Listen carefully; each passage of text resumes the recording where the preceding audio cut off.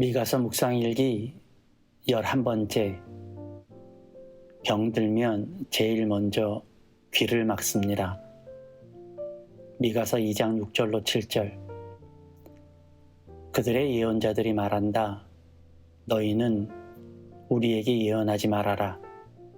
이 모든 재앙을 두고 예언하지 말아라. 하나님이 우리를 망신시키실 리가 없다. 야곱 족속아, 너희가 어찌하여 주님의 영도 분노하시느냐? 주님께서 정말 그런 일을 하시느냐 하고 말하느냐? 나의 말이 행위가 정직한 사람에게 유익하지 않느냐?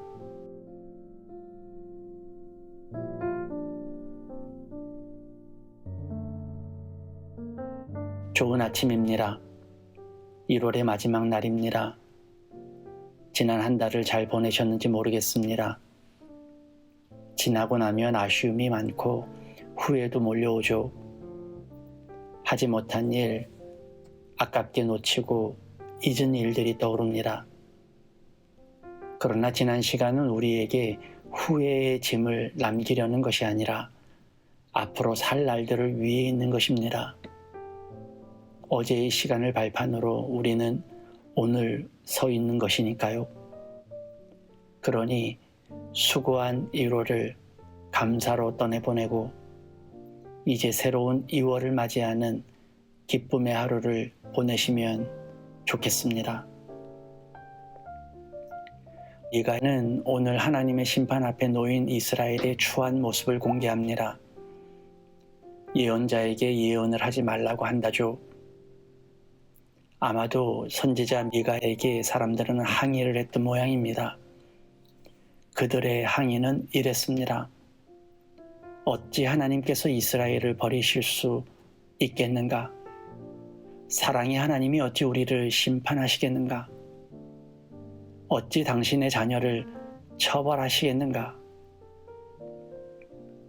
그들의 말은 일면 타당해 보입니다.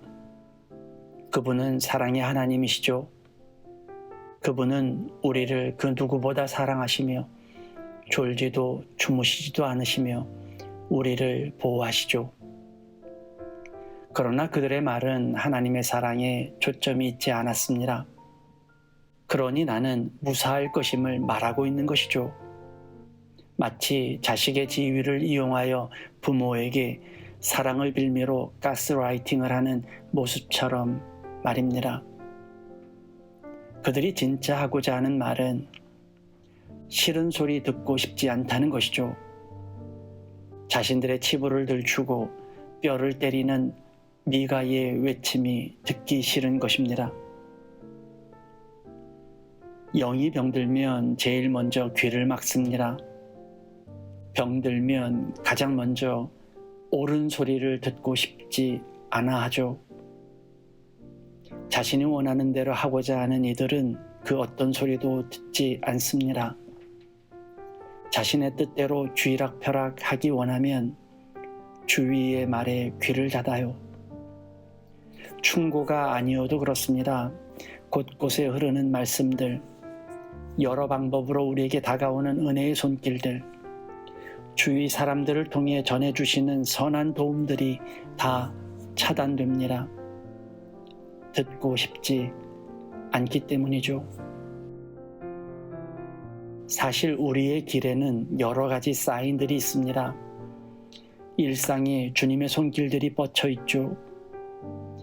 친구들과의 수다를 통해서 어떤 막히고 어려운 상황들을 통해서도 우리는 삶의 힌트를 얻습니다.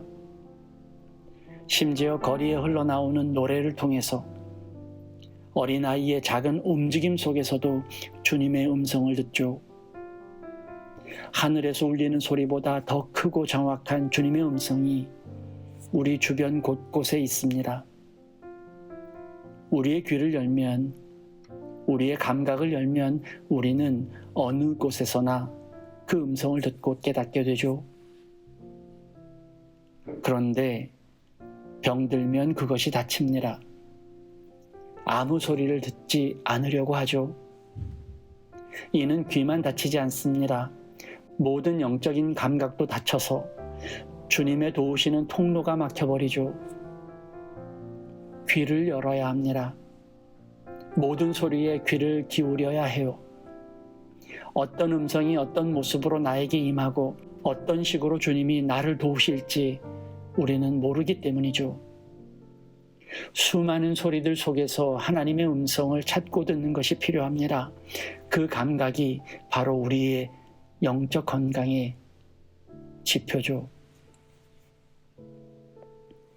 귀를 닫지 마세요.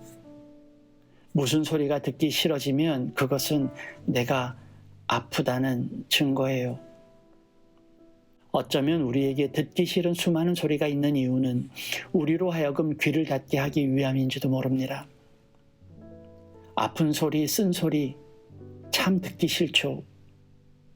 그러나 그 소리 싫어서 귀를 닫으면 나의 건강은 더욱 쇠할 거예요. 오히려 그래도 더 귀를 여는 것이 낫습니다. 듣지 않는다고 아프고 쓴소리가 사라지는 것은 아니거든요. 그 소리들이 사라지게 하는 방법은 듣고 그 중에서 주님의 음성만 남기고 나머지는 버릴 때입니다. 오늘도 귀를 여세요.